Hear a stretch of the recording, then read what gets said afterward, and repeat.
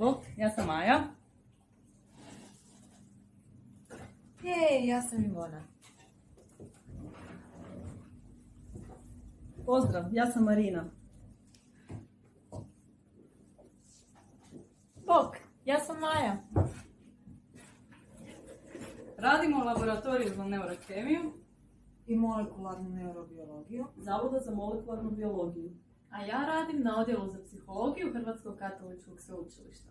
Zajedno surađujemo na znanstvenom projektu kojeg je financirala Hrvatska zaklada za znanost, Gdje istražujemo utjecaj majčinog metaboličkog stanja I mentalnog zdravlja. na serotoninski sustav posteljice i novorođenčeta. U serijalu predavanja neuropatologija saznajte ponešto o razvoju mozga i epigenetičkim mehanizmima, Mentalnom zdravlju u trudnoći. jednom misterioznom organu i blagu kojeg čuvamo u biobanci. Krenimo! Mi smo Toma i Dora i mi krenimo. U prethodna 2 nastavka serijala Neuroplacentologija imao si priliku naučiti nešto o razvoju mozga i epigenetici te o važnosti psihološke dobrobiti u trudnoći. Sada saznaj koji je to misteriozni organ kojeg nemaš, a omogućio ti je život. Ako već ne znaš, evo nekoliko asocijacija koje će ti pomoći otkriti o kojem se organu radi. To je organ kojeg je svatko od nas imao otprilike 9 mjeseci. 9 mjeseci, to mora imati veze s trudnoćom. Da. Taj organ nas je pratio do rođenja, a tada smo ga zauvijek izgubili. Ja znam, posteljica. Posteljica! Što je to posteljica? Čemu služi, kako to ne raste? Sve započinje u trenutku kada se majčina jajna stanica i očev spermi susretnu. Nekoliko dana kasnije, rastuća kuglica stanica, zvana blastocista, usidrava se u stjenku majčine maternice. Skupina stanica u unutrašnjosti te kuglice dijeli se i započinje formirati embrio iz kojeg se razvija fetus, to jest dijete. Vanjski sloj stanica te kuglice se također nastavlja dijeliti. Sve više urastati u stjenku maternice i postupno formirati taj čudesni organ posteljicu koji će rastućem fetusu do kraja trudnoće omogućiti život.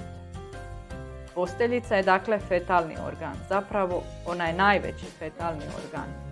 Pri kraju trudnoće teži oko pola kilograma, promjera je oko 20 cm i veličinom je slična frizbiju. Kada spominjemo posteljicu i njezine funkcije, svi ćemo se odmah sjetiti da posteljica ima ulogu selektivne barijere. Što to znači?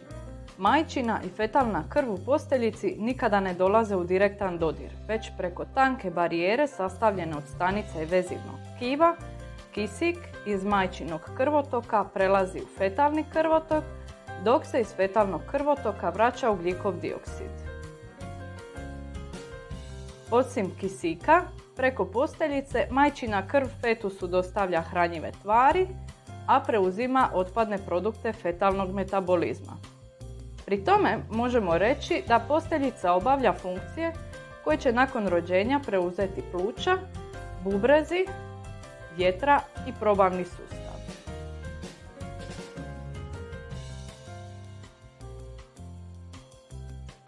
Ipak, sve što se nađe u majčinom krvotoku ne može i ne smije doći do fetusa. Zato posteljica aktivno sprječava prolazak određenih patogena i velikog broja štetnih tvari, pa kažemo da je ona selektivna barijera. Svašta smo već nabrojali od funkcija posteljice, međutim, malo je poznato da posteljica sudjeluje u proizvodnji raznih hormona, imunološki aktivnih molekula i čimbenika rasta. Oni se otpuštaju u majčin krvotok kako bi se regulirao tijek trudnoće.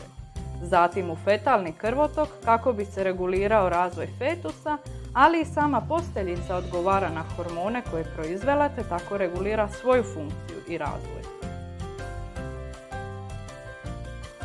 Kroz trudnoću posteljica je neprestano izložena raznim utjecajima iz majčinog organizma i okoline. Neki utjecaji su pozitivni poput zdrave prehrane i tjelovježbe, a neki negativni poput nezdrave prehrane i pojedinih lijekova. Pritom posteljica ima važnu ulogu u održavanju ravnoteže kako bi se razvoj fetusa neometano odvijao. Ako okolišni utjecaj preplave kapacitet posteljice, tada se stvari kompliciraju. Posteljica više ne može efikasno regulirati ravnotežu pa dolazi do poremećaja u njezinom radu i razvoju. Kratkoročno to može uzrokovati poremećaj u razvoju fetusa, a često je povezano i s komplikacijama u trudnoći. Kako to okolina mijenja posteljicu? Pa, dosta je to komplicirano, ali ukratko, okolinski čimbenici mogu promijeniti koliko se puta određeni gen u molekuli DNA prepisuje da bi nastala RNA, te koliko molekula određenog proteina će pri tome nastati. Količina svakog proteina u stanicama jednog organa poput posteljice utječe na reakcije koje se u istoj stanici događaju i mijenja njihove funkcije.